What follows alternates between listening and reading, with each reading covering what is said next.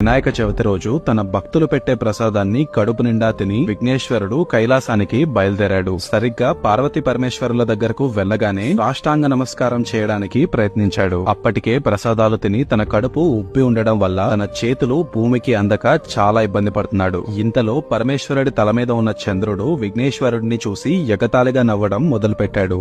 రాజదృష్టి సోకితే రాళ్లైనా పిండవ్వాల్సిందే అన్నట్టుగా విఘ్నేశ్వరుడి పొట్ట పగిలిపోయి తను తిన్నవన్నీ బయటపడి అక్కడికక్కడే చనిపోతాడు. తన కొడుకు మరణాన్ని కళ్ల ముందే చూసిన పార్వతీదేవి అంతుపట్టలేని ఆవేశంతో ఆ క్షణం నుండి చంద్రుడి వైపు చూసిన ప్రతి ఒక్కరూ వాళ్ళు చెయ్యని తప్పులకు నిందించబడతారు అని శపించింది. ఈ శాపం కారణంగా భూలోకంలోని వారందరి మధ్య అనుమానాలు, నీలాపనిందలు మొదలయ్యాయి. ఈ విషయాన్ని వెంటనే సప్తఋషుల ద్వారా తెలుసుకున్న మహావిష్ణువు పొట్ట పగిలి మరణించిన విఘ్నేశ్వరుణ్ణి బ్రతికించి ఆయనకు అమరత్వాన్ని ప్రసాదించి పార్వతీదేవి కోపాన్ని తగ్గించాడు. మహావిష్ణువుతో పాటు వచ్చిన వాళ్ళందరూ ఈ శాపం వల్ల భూలోకంలోని ప్రజలు పడుతున్న కష్టాలను వివరించి తన శాపాన్ని వెనక్కి తీసుకోమని పార్వతీదేవిని ప్రాధేయపడ్డారు. అప్పటికే కొంచెం శాంతించిన పార్వతీదేవి ఏ చవితి రోజైతే చంద్రుడు విఘ్నేశ్వరుని చూసి ఎగతాళిగా నవ్వాడో ఆ రోజు మాత్రం ఎట్టి పరిస్థితుల్లో ఎవ్వరూ చంద్రుడిని చూడకూడదు. చూస్తే మాత్రం వాళ్లకు నీలాపనిందలు తప్పవు. మిగిలిన రోజుల్లో చంద్రుడిని చూసినా ఎటువంటి చెడు జరగదు అని తన శాపాన్ని సవరించింది. సో ఇది పార్వతీదేవి చంద్రుడికిచ్చిన శాపం. అందుకే వినాయక చవితి రోజు